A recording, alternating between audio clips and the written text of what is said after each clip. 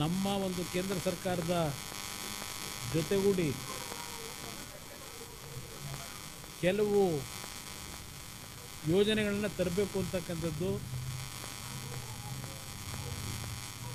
ವೈಯಕ್ತಿಕವಾಗಿ ನನ್ನ ಒಂದು ಜವಾಬ್ದಾರಿ ಏನಿದೆ. ಆ ಜವಾಬ್ದಾರಿಯ ಹಿನ್ನೆಲೆಯಲ್ಲಿ ಮೊನ್ನೆ ದಿನ ನಾನು ಸಚಿವರಿಗೆ ದೂರವಾಣಿ ಕರೆ ಮುಖಾಂತರ ಒಂದು ಸಭೆ ಕರೆಯತಕ್ಕಂಥದ್ದಕ್ಕೆ ಮನವಿ ಮಾಡಿದ್ದೆ. ಅದರ ಹಿನ್ನೆಲೆಯಲ್ಲಿ ಇವತ್ತಿನ ಈ ಸಭೆ ಏರ್ಪಾಡಾದಂಥದ್ದು. ಈ ಸಭೆಯಲ್ಲಿ ರಾಜ್ಯ ಸರ್ಕಾರದ ಸಂಬಂಧಪಟ್ಟಂಥ ಅಧಿಕಾರಿಗಳು ಮತ್ತು ವಿಶೇಷವಾಗಿ ನಾನೇನು ನಮ್ಮ ಒಂದು ಇಲಾಖೆಗೆ ಸಂಬಂಧಪಟ್ಟಂಥ ARA ಅಂತಕ್ಕಂಥ ಟೆಸ್ಟಿಂಗ್ ಸೆಂಟರ್ನ ರಾಜ್ಯದಲ್ಲಿ ತರಬೇಕು ಅಂತಕ್ಕಂಥದ್ದು ಈಗಾಗಲೇ ನಾವೇನು ತೀರ್ಮಾನ ಮಾಡಿದ್ದೇವೆ. ಇವತ್ತು ಈ ಟೆಸ್ಟಿಂಗ್ ಸೆಂಟರ್ಗಳಿರ್ತಕ್ಕಂಥದ್ದು ದೇಶದಲ್ಲಿ 4 ಭಾಗದಲ್ಲಿ. ಆ 4 ಭಾಗಗಳು ಪೂನಾ, ಚೆನ್ನೈ, ಭೋಪಾಲ್ ಹಾಗೂ ಡೆಲ್ಲಿ. ಇಲ್ಲಿ ಕರ್ನಾಟಕದಲ್ಲಿ ನಾವು ಈ ಒಂದು ಟೆಸ್ಟಿಂಗ್ ಸೆಂಟರ್ನ ತರಬೇಕು ಅಂತ ಇದ್ದೇವೆ. ಇದು ಭಾಳ ದೊಡ್ಡ ಮಟ್ಟದ ಹೈಟೆಕ್ನ ಟೆಸ್ಟಿಂಗ್ ಏಜೆನ್ಸಿ ಇದೆ. ಒಂದು ಇಂಟರ್ನ್ಯಾಷನಲ್ ಸ್ಟ್ಯಾಂಡರ್ಡ್ಗೆ ತೆಗೆದುಕೊಂಡು ಹೋಗ್ತಕ್ಕಂಥ ಒಂದು ಟೆಸ್ಟಿಂಗ್ ಏಜೆನ್ಸಿನ ತರಬೇಕು ಅನ್ನೋದು ನನ್ನ ಉದ್ದೇಶ ಏನಿದೆ, ನಮ್ಮ ಇಲಾಖೆಯ ಉದ್ದೇಶ ಏನಿದೆ. ಗೌರವಾನ್ವಿತ ಪ್ರಧಾನಮಂತ್ರಿಗಳ ಸಹಕಾರ, ಅವರಿಂದ ಪಡೆದಿರ್ತಕ್ಕಂಥ ಒಂದು ಒಪ್ಪಿಗೆಯಿಂದ ರಾಜ್ಯಕ್ಕೆ ಸುಮಾರು ಮೊದಲನೇ ಹಂತದಲ್ಲಿ 750 ಕೋಟಿ ವೆಚ್ಚದಲ್ಲಿ ಈ ಒಂದು ಟೆಸ್ಟಿಂಗ್ ಸೆಂಟರ್ನ ಪ್ರಾರಂಭ ಮಾಡ್ತಕ್ಕಂಥದ್ದು ಮೂಲ ಉದ್ದೇಶ ಇಟ್ಕೊಂಡಿದ್ದೇವೆ. ಈ ಟೆಸ್ಟಿಂಗ್ ಸೆಂಟ್ರು ಬರೋದರಿಂದ ಹಲವಾರು ಎಲೆಕ್ಟ್ರಿಕ್ ವೆಹಿಕಲ್ಗಳನ್ನು ತಯಾರು ಮಾಡ್ತಕ್ಕಂಥವ್ರು ಮತ್ತು ಹಲವಾರು ಮ್ಯಾನುಫ್ಯಾಕ್ಚರಿಂಗ್ ಸೆಕ್ಟರ್ನಲ್ಲಿ, ಆಟೋಮೊಬೈಲ್ ಸೆಕ್ಟರ್ನಲ್ಲಿ ತಯಾರು ಮಾಡ್ತಕ್ಕಂಥ ಕಾರ್ಖಾನೆಗಳು ಅವರು ತಯಾರು ಮಾಡಿರ್ತಕ್ಕಂಥದ್ದನ್ನು ಟೆಸ್ಟ್ ಮಾಡ್ತಕ್ಕಂಥದ್ದು ಏನೋ ಒಂದು ಪ್ರತೀತಿ ಇದೆ, ಅಲ್ಲಿಂದ ಸರ್ಟಿಫಿಕೇಟ್ ಪಡಿಬೇಕು. ಆ ಹಿನ್ನೆಲೆಯಲ್ಲಿ ಈ ಒಂದು ARAಯನ್ನು ನಾವು ಸ್ಥಾಪನೆ ಮಾಡ್ತಕ್ಕಂಥ ಭಾಗದ ಸುತ್ತಮುತ್ತ ಒಂದು 500ರಿಂದ 1000 ಎಕರೆವರೆಗೂ ಲ್ಯಾಂಡನ್ನು ನಾವು ಪಡೆದ್ರೆ ಸುಮಾರು 20-25 ಸಾವಿರ ಯುವಕರಿಗೆ ಉದ್ಯೋಗ ದೊರಕತಕ್ಕಂಥದ್ದು. ಇದು ಏನೋ ಒಂದು ಸಣ್ಣದಾಗಿ ಮಂಡ್ಯ ಜಿಲ್ಲೆಯಲ್ಲಿ ನಡೀತಾ ಇದೆಯಲ್ಲ, ಆ ಒಂದು ರಾಜಕಾರಣ ನಾನು ಈ ಒಂದು ವಿಷಯಕ್ಕೆ ತರಲಿಕ್ಕೆ ಹೋಗಲ್ಲ. ಈಗ ಏನೇನು ಹೇಳಿಕೆಗಳು ಕೊಟ್ಟಿದ್ದಾರೆ, ಯಾರ್ಯಾರು ಎಷ್ಟರ ಮಟ್ಟಿಗೆ ಭಾಳ ಹೃದಯದಿಂದ ನಮಗೊಂದು ಮಂಡ್ಯಗೆ ಅನುಕೂಲ ಆಗ್ತಕ್ಕಂಥ ಕಾರ್ಖಾನೆ ಬರಬೇಕು ಅಂತಕ್ಕಂಥದ್ದು ಅವರ ಹೃದಯದಲ್ಲಿ ಯಾರ್ಯಾರಲ್ಲಿ ಏನೇನಿದೆ ಅನ್ನೋದು ಗೊತ್ತು ನನಗೆ. ಆ ಹೇಳಿಕೆಗಳನ್ನೆಲ್ಲ ಗಮನಿಸಿದ್ದೇನೆ. ಆದರೆ ನಾನು ಸಣ್ಣತನಕ್ಕೆ ಇಳಿಯೋಕ್ಕೆ ಹೋಗಲ್ಲ. ಇವತ್ತು ನಮ್ಮ ಮಂತ್ರಿಗಳು ಸಹ ಬೆಂಗಳೂರು ಸುತ್ತಮುತ್ತವೇ ಮಾಡಿದ್ರು ಒಳ್ಳೇದಲ್ವ ಅಂತಕ್ಕಂಥದ್ದನ್ನು ಅವರು ಏನು ಹಲವಾರು ಸ್ಟೇಕ್ ಹೋಲ್ಡರ್ಸ್ಗಳ ಒಂದು ಭಾವನೆಗಳಿದೆ ಅಂತಕ್ಕಂಥದ್ದನ್ನು ಅವರು ಪ್ರಸ್ತಾಪ ಮಾಡಿದ್ರು. ನಾನು ಅವರಲ್ಲಿ ಮನವಿ ಮಾಡಿದ್ದೇನೆ, ಬೆಂಗಳೂರು ಸುತ್ತಮುತ್ತ ಈಗಾಗಲೇ ದೊಡ್ಡ ಮಟ್ಟದಲ್ಲಿ ಯಾವೊಂದು ಇಂಡಸ್ಟ್ರಿಯಲ್ ಕ್ಲಸ್ಟರ್ಗಳು ಬೆಳೆದಿದೆ. ಇವತ್ತು ನಾನು ಕರ್ನಾಟಕಕ್ಕೆ ಈ ಒಂದು ARA ಸಂಸ್ಥೆಯ ಮುಖಾಂತರ ಅನುಷ್ಠಾನಕ್ಕೆ ತರಲಿಕ್ಕೆ ಹೊರಟಿರ್ತಕ್ಕಂಥದ್ದು ನನ್ನನ್ನು ಗೆಲ್ಲಿಸಿರ್ತಕ್ಕಂಥ ಒಂದು ಮಂಡ್ಯ ಜಿಲ್ಲೆಯ ಜನತೆಯ ಋಣ ತೀರಿಸ್ಬೇಕು. ನನಗೆ ಇಡೀ ಕರ್ನಾಟಕ ಒಂದೇ. ನಾನು ಕರ್ನಾಟಕದ ಜನತೆಯಲ್ಲಿ ಮನವಿ ಮಾಡ್ತೇನೆ. ನಾನಿವತ್ತು ಮಂತ್ರಿಗಳಿಗೂ ಹೇಳಿದ್ದೇನೆ, ನೀವು ಸಹಕಾರ ಕೊಡಿ. ಇವತ್ತು ರಾಜ್ಯದ ಎಲ್ಲ ಪ್ರದೇಶದಲ್ಲೂ ಕೈಗಾರಿಕೆಗಳನ್ನು ತರ್ತಕ್ಕಂಥದ್ದಕ್ಕೆ ನಿಮ್ಮ ಜೊತೆಯಲ್ಲಿದ್ದೇನೆ. ಇದನ್ನು ಮಂತ್ರಿಗಳಿಗೂ ನಾನು ಮನವಿ ಮಾಡಿದ್ದೇನೆ. ಯಾರೂ ಅನ್ಯತಾ ಭಾವಿಸೋದು ಬೇಕಾಗಿಲ್ಲ. ಇಲ್ಲಿ 2-3 ಜಾಗಗಳನ್ನು ನೋಡಿದ್ದೇವೆ. ಆ 2-3 ಜಾಗಗಳನ್ನೇನು ನೋಡಿದ್ದೇವೆ, ಅಲ್ಲಿ ಕೆಲವು ಲಿಮಿಟೆಡ್ ಲ್ಯಾಂಡ್ ಇರ್ತಕ್ಕಂಥದ್ದು. ಆ ಹಿನ್ನೆಲೆಯಲ್ಲಿ ನಾನು ಇದು ಕೈ ಹಾಕಿರ್ತಕ್ಕಂಥದ್ದು ಸುಮ್ಮನೆ ಯಾರಿಗೋ ಖುಷಿ ಕೊಡಲಿಕ್ಕೆ ಮೆಚ್ಚಿಸ್ಲಿಕ್ಕಾಗಿ ಕೈ ಹಾಕಿರ್ತಕ್ಕಂಥದ್ದಲ್ಲ. ಇದು ಮುಂದಿನ ದಿನಗಳಲ್ಲಿ ಹಲವಾರು ನೂರಾರು ವರ್ಷಗಳು ಒಂದು ಬಡ ಕುಟುಂಬಗಳ ವಿದ್ಯಾವಂತ ಯುವಕರಿಗೆ ಒಂದು ಬದುಕಿಗೆ ದಾರಿ ಆಗಬೇಕು ನನಗೆ. ಆ ದೃಷ್ಟಿಯಿಂದ ಇದು ದೊಡ್ಡ ಮಟ್ಟದಲ್ಲಿ ಬೆಳಿಬೇಕು ಅಂತಕ್ಕಂಥ ಹಿನ್ನೆಲೆಯಲ್ಲೇ ಇವತ್ತು ನಾವು ಈಗಾಗಲೇ 500 ಎಕರೆಯ ಒಂದು ಪ್ರದೇಶ ಎಲ್ಲಿ ಸಿಗಬಹುದು, ಮೂಲಭೂತ ಸೌಕರ್ಯಗಳು ಎಲ್ಲಿ ದೊರಕಬಹುದು, ಕೊಡ್ಲಿಕ್ಕೆ ಸಾಧ್ಯ, ಇದು ಎಲ್ಲವನ್ನು ಗಮನದಲ್ಲಿಟ್ಕೊಂಡು ಇನ್ನೊಂದು ವಾರದಲ್ಲಿ, ಯಾಕೆಂದರೆ ಈ ತಿಂಗಳು 30ನೇ ತಾರೀಕಿನ ಒಳಗೆ ಜಾಗದ ಸಮಸ್ಯೆ ನನಗೆ ಬಗೆಹರಿಬೇಕು. ಮೇ ತಿಂಗಳಿನಲ್ಲಿ ಫೌಂಡೇಶನ್ ಹಾಕಬೇಕು ಅಂತಕ್ಕಂಥ ನಿರ್ಧಾರ ಮಾಡಿದ್ದೇವೆ. ಕೇಂದ್ರದ ಕ್ಯಾಬಿನೆಟ್ನಲ್ಲೂ ಅಪ್ರೂವಲ್ ಆಗ್ತಕ್ಕಂಥದ್ದಕ್ಕೆ ಈಗಾಗಲೇ ಎಲ್ಲ ರೀತಿಯ ನಮ್ಮ ಇಲಾಖೆಯಿಂದ ಸಿದ್ಧತೆಗಳನ್ನು ಮಾಡಿ ಇನ್ನೊಂದು 8 ದಿವಸದಲ್ಲಿ ಇವತ್ತು ಆ ಒಂದು ಒಪ್ಪಿಗೆಯನ್ನು ಪಡೆಯತಕ್ಕಂಥದ್ದಕ್ಕೆ ಈಗಾಗಲೇ ಎಲ್ಲ ಸಿದ್ಧತೆಗಳಾಗಿದೆ. ನನಗೆ ಮೊದಲನೆಯ ಆದ್ಯತೆ ಇವತ್ತು ಮಂಡ್ಯದಲ್ಲಿ ಆ ಜನತೆ ಹೋದಂಥ ಪ್ರತಿಯೊಂದು ಸಂದರ್ಭದಲ್ಲಿ ಹಳ್ಳಿಗಳಲ್ಲಿ ಇಲ್ಲ ನಾವೇನೋ ನಿರೀಕ್ಷೆ ಇಟ್ಟಿದ್ದು ಒಂದು ಕಾರ್ಖಾನೆ ಬೇಕು ನಮಗೆ ಅಂತಕ್ಕಂಥದ್ದನ್ನು ಪ್ರತಿನಿತ್ಯ ಏನು ಹೇಳ್ತಾ ಇದ್ರು. ಆ ಹಿನ್ನೆಲೆಯಲ್ಲಿ ಈ ಕಾರ್ಖಾನೆಯನ್ನು ಈ ಒಂದು ಟೆಸ್ಟಿಂಗ್ ಸೆಂಟರ್ ಅಲ್ಲಿ ತರ್ತಿರ್ತಕ್ಕಂಥ ಉದ್ದೇಶ ಇದು. ನಾನು ಒಂದು ಭಾಗವನ್ನು ಸಲಹೆ ಕೊಟ್ಟಿದ್ದೇನೆ, ಒಂದು ಭಾಗದ ಲ್ಯಾಂಡಿನ ವಿಷಯದಲ್ಲಿ.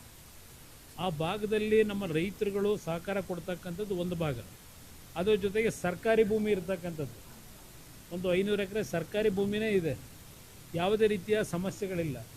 ಆ ಸರ್ಕಾರಿ ಭೂಮಿನಲ್ಲಿ ಯಾರಾದರೂ ಯಾವುದೇ ರೀತಿಯ ದಾಖಲೆಗಳಿಲ್ಲದೆ ಏನಾದರೂ ಸಣ್ಣ ಪುಟ್ಟ ಕೃಷಿ ಕೆಲಸ ಮಾಡ್ತಾ ಇದ್ದರೆ ಅವ್ರಿಗೂ ಸಹ ಸರ್ಕಾರದಲ್ಲಿ ಈಗ ಒಂದು ಎಕ್ಸ್ಗ್ರೇಷಿಯಾ ಕೊಡ್ತಕ್ಕಂಥದ್ದು ಒಂದು ತೀರ್ಮಾನ ಏನು ಮಾಡ್ಕೊಂಡಿದ್ದಾರೆ. ಅವ್ರಿಗೂ ಸ್ವಲ್ಪ ಅನುಕೂಲ, ಯಾಕೆಂದರೆ ಯಾರೂ ಗಾಬರಿ ಆಗಬೇಕಾಗಿಲ್ಲ. ಆ ಒಂದು ಸರ್ಕಾರಿ ಭೂಮಿ ಒಳಗೆ ಅವರೇನಾದರೂ ಕೃಷಿ ಮಾಡ್ತಾ ಇದ್ದರೆ ಯಾವುದೇ ರೀತಿಯ ದಾಖಲೆಗಳಿಲ್ಲದೆ ಅವ್ರಿಗೂ ಬದುಕಲಿಕ್ಕೆ ಒಂದು ರೀತಿಯಲ್ಲಿ ಅನುಕೂಲ ಮಾಡ್ತಕ್ಕಂಥದ್ದಕ್ಕೂ ಇವತ್ತು ಚರ್ಚೆ ಮಾಡಿದ್ದೇವೆ. ಒಟ್ಟಾರೆ ಈ ಒಂದು ಕಾರ್ಯಕ್ರಮ ಕನಿಷ್ಠ ಒಂದು 500,000 ಎಕರೆ ನಾವು ಗುರುತಿಸೋದ್ರೆ, ಐಡೆಂಟಿಫೈ ಮಾಡಿದ್ರೆ ಬಹುಶಃ ಒಂದು ದೊಡ್ಡ ಮಟ್ಟದಲ್ಲಿ ಒಂದು ಟೌನ್ಶಿಪ್ ಬೆಳೀತದೆ. ಟೌನ್ಶಿಪ್ ಅಷ್ಟೇ ಅಲ್ಲ, ನಮ್ಮ ಮ್ಯಾನುಫ್ಯಾಕ್ಚರಿಂಗ್ ಸೆಕ್ಟರ್ಗೆ ಒಂದು ದೊಡ್ಡ ಹಬ್ಬ ಆಗುತ್ತದೆ. ಆ ಹಿನ್ನೆಲೆಯಲ್ಲಿ ಇವತ್ತೇನು ಮಂತ್ರಿಗಳ ಜೊತೆ ಮಾತಾಡಿದ್ದೇನೆ, ಮಂತ್ರಿಗಳಿಗೆ ಅಭಿನಂದಿಸ್ತೀನಿ. ಅವರು ಎಲ್ಲ ರೀತಿ ಸಕಾರಾತ್ಮಕವಾಗಿ ಸ್ಪಂದಿಸಿದ್ದಾರೆ. ಎಲ್ಲ ರೀತಿಯಲ್ಲಿ ನಾನು ಕೋಆಪ್ರೇಷನ್ ಕೊಡ್ತೀನಿ ಅಂತಕ್ಕಂಥದ್ದನ್ನು ಮಂತ್ರಿಗಳು ಸಹ ಹೇಳಿದ್ದಾರೆ. ಈಗಾಗಲೇ ರಾಜ್ಯ ಸರ್ಕಾರದಿಂದ ಮುಖ್ಯಮಂತ್ರಿಗಳು ಸಹ ಬಜೆಟಲ್ಲಿ 100 ಎಕರೆ ಭೂಮಿಯನ್ನು ಮಂಡ್ಯದಲ್ಲಿ ನಾವು ಕೊಡ್ತಕ್ಕಂಥ ತೀರ್ಮಾನ ಮಾಡಿದ್ದೇವೆ ಅಂತಕ್ಕಂಥ ಅವರು ಸಹ ಘೋಷಣೆ ಮಾಡಿದ್ದಾರೆ.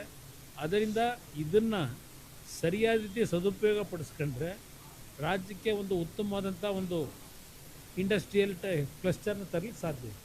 ಮಂಡ್ಯ ತಾಲೂಕಲ್ಲಿ 100 ಎಕರೆ ಸಿಗ್ಬೋದು, 500 ಎಕರೆ ಅಷ್ಟು ಸಿಗೋದು. ನಾನು ಕೃಷಿ ಜಮೀನು ಜಾಸ್ತಿ ಇದೆ, ನೀರಾವರಿ ಜಮೀನು ಜಾಸ್ತಿ ಇದೆ. ಬೇರೆ ಯಾವ್ದಾದ್ರು ತಾಲೂಕಲ್ಲಿ ನೋಡೋ ಸಾಧ್ಯತೆ ಇದೆ ಮಂಡ್ಯ ತಾಲೂಕು? ಈಗ ನನಗೆ ಬರೆದ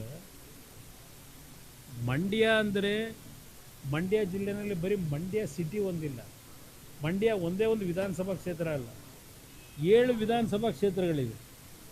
ಇಲ್ಲಿ ಬೇಕಿರ್ತಕ್ಕಂಥದ್ದು ಮಂಡ್ಯ ಜಿಲ್ಲೆಯ ಜನತೆ ಇರ್ತಕ್ಕಂಥದ್ದು ಭಾವನೆ, ಮಂಡ್ಯದಲ್ಲಿ ಒಂದು ಕಾರ್ಖಾನೆ, 1-2 ಕಾರ್ಖಾನೆ ಬರಬೇಕು. ಇಲ್ಲಿ 1-2 ಕಾರ್ಖಾನೆ ಅಲ್ಲ, ಸುಮಾರು ಒಂದು 50-100 ಕಾರ್ಖಾನೆಗಳು ಬರ್ತವೆ. ನಾನು ಅದಕ್ಕೆ ಹೇಳಿದ್ದು 20-25 ಸಾವಿರ ಜನ ಇವತ್ತು ಉದ್ಯೋಗ ದೊರಕುತ್ತೆ ಅಂದರೆ ಅದು ಕೇವಲ ಮಂಡ್ಯದವರೆಗೆ ಅಷ್ಟೇ ಅಲ್ಲ, ಮಂಡ್ಯ ಜಿಲ್ಲೆಗೆ ಹೆಚ್ಚಿನ ರೀತಿಯಲ್ಲಿ ಸಿಗ್ಬೋದು. ಪಕ್ಕದ ತುಮಕೂರಿಗೂ ಅನುಕೂಲ ಆಗ್ಬೋದು, ಮತ್ತು 2-3 ಜಿಲ್ಲೆಗಳಿಗೂ ಅನುಕೂಲ ಆಗ್ಬೋದು. ಆ ನಿಟ್ಟಿನಲ್ಲಿ ನನ್ನ ಕಾರ್ಯಕ್ರಮ ಇಲ್ಲಿ ಜಮೀನಿನ ವ್ಯಾಪ್ತಿ ಮುಖ್ಯ ಅಲ್ಲ, ವಿಸ್ತೀರ್ಣ. ಇಲ್ಲಿ ಮುಂದಕ್ಕೆ ಮಂಡ್ಯ ಜಿಲ್ಲೆ ಅಷ್ಟೇ ಅಲ್ಲ, ಸುತ್ತಮುತ್ತ ಇರತಕ್ಕಂಥ ಜಿಲ್ಲೆಗಳಿಗೆ ಅಲ್ಲಿರ್ತಕ್ಕಂಥ ಯುವಕರಿಗೆ ಯಾವ ಪ್ರಮಾಣದ ಆದ್ಯತೆಯಲ್ಲಿ ಕೆಲಸ ಸಿಗುತ್ತೆ ಅದು ಮುಖ್ಯ ನನಗೆ. ಆ ನಿಟ್ಟಿನಲ್ಲಿ ಈ ಒಂದು ಯೋಜನೆಯನ್ನು ಅಳವಡಿಸ್ತಾ ಇದ್ದೇನೆ.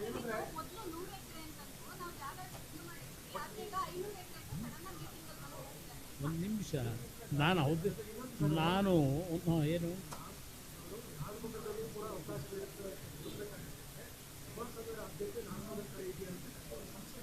ಇಲ್ಲಿ ಆದ್ಯತೆ ಅಲ್ಲ, ಇವತ್ತು ARAನ ಸಂಸ್ಥೆ ಏನಿದೆ ಆ ಸಂಸ್ಥೆಗೆ ಬೇಕಾಗಿರ್ತಕ್ಕಂಥದ್ದು 100ರಿಂದ 150 ಎಕರೆ. ಪಾಪ ಅವ್ರು ಏನು ಹೇಳ್ತಾ ಇದ್ದಾರೆ, ನಮ್ಮಲ್ಲಿ 100 ಎಕರೆ ಮೇಲೆ ಸಿಗಲ್ಲ ಅಂತ ಹೇಳ್ತಾ ಇದ್ದಾರೆ. ಅದು ಒಂದು ARI ಅಂತಕ್ಕಂಥ ಒಂದು ಸಂಸ್ಥೆ ಟೆಸ್ಟಿಂಗ್ ಸೆಂಟ್ರಿಗೆ ನಮಗೆ ಬೇಕಾಗಿರ್ತಕ್ಕಂಥ ಜಾಗ 100ರಿಂದ 150 ಎಕರೆ. ಆದರೆ ಆ ಟೆಸ್ಟಿಂಗ್ ಸೆಂಟ್ರನ್ನ ನಾವು ಪ್ರಾರಂಭ ಮಾಡೋದ್ರಿಂದ ನೂರಾರು ಕಾರ್ಖಾನೆಗಳು ಪ್ರಾರಂಭ ಆಗ್ತಾವಲ್ಲಿ, ಆಗ ಡೆವಲಪ್ಮೆಂಟ್ ಆಗುತ್ತಲ್ಲ. ಪಾಪ ಅವ್ರು ಹೇಳ್ತಾ ಇದ್ದಾರಲ್ಲ, ನಮ್ಮದೆಲ್ಲ ನೀರಾವರಿ ನಮ್ಮ ಭಾಗದಲ್ಲಿ ಸಿಗಲ್ಲ ಅಂತ. ನಿಜ ಅದು. ನಮ್ಮ ರೈತರು ನೀರಾವರಿ ಜಮೀನು ಹೋಗ್ಬಿಟ್ಟು ನಾನು ಕೈಗಾರಿಕೆ ಪ್ರಾರಂಭ ಮಾಡಲಿಕ್ಕೆ ಅವಕಾಶ ಕೊಡಿ ಅಂತ ಕೇಳೋಕ್ಕಾಗುತ್ತಾ? ರೈತರ ಹೊಟ್ಟೆ ಮೇಲೆ ಹೊಡೆದು ಮಾಡೋದ ನಾವು? ರೈತರನ್ನ ಬೀದಿ ಪಾರು ಮಾಡಿ ನಾವು ಮಾಡೋಕ್ಕಾಗಲ್ಲ.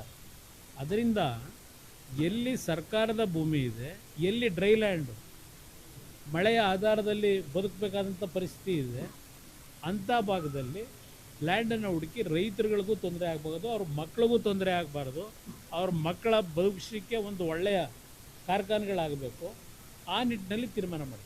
ಸರ್, ಈಗ ದಾವಣಗೆರೆ ದಕ್ಷಿಣದ ಬಗ್ಗೆ ಸಮಸ್ಯೆ ಇರ್ತದೆ, ಅಲ್ಪಸಂಖ್ಯಾತರಿಗೆ ಆಗಿರ್ತಕ್ಕಂಥ ಕಾಂಗ್ರೆಸ್ನ ಒಳಗಿನ ಗೊಂದಲಗಳು, ಇದನ್ನ JDS ಯಾವ ರೀತಿ ನೋಡ್ತಾ ಇದೆ? ಇದು ಅವ್ರ ಪಕ್ಷದಲ್ಲಿ ನಡೀತಿರ್ತಕ್ಕಂಥ ಬೆಳವಣಿಗೆ. ಬಹುಶಃ ಈ ಘಟನೆಯಿಂದ ಒಂದು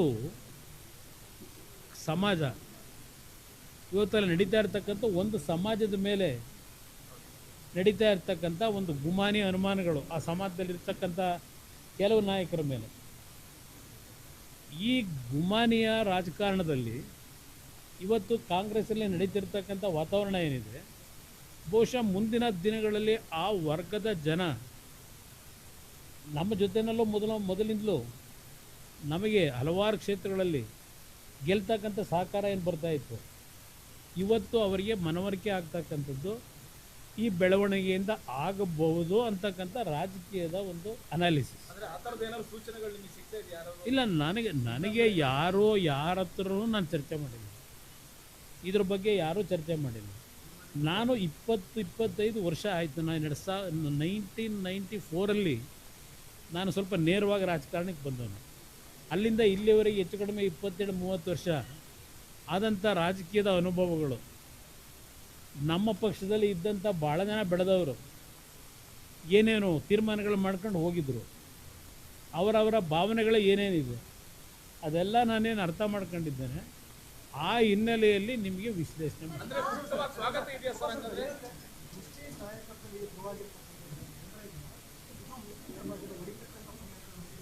ಕಾಂಗ್ರೆಸ್ನಲ್ಲಿ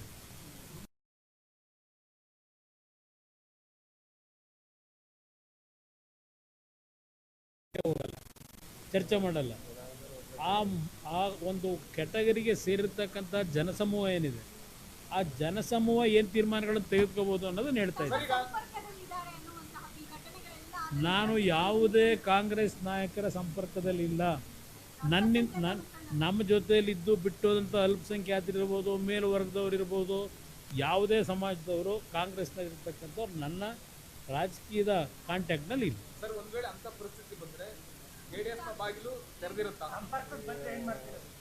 ನಾನು ಆ ವಿಷಯದಲ್ಲಿ ನಮ್ಮ ಪಕ್ಷದ ಬಾಗಿಲು ತೆಗೆಯೋದೇನು, ನಾನು ಕೆಲವು ತೀರ್ಮಾನ ಮಾಡಬೇಕಾದ್ರೆ ನಮ್ಮ ಪಕ್ಷದ ಮುಖಂಡರುಗಳ ಜೊತೆ ಚರ್ಚೆ ಮಾಡ್ತೀನಿ. ಚರ್ಚೆ ಮಾಡಿ ಸಾಧಕ ಬಾಧಕಗಳನ್ನ ಲೆಕ್ಕ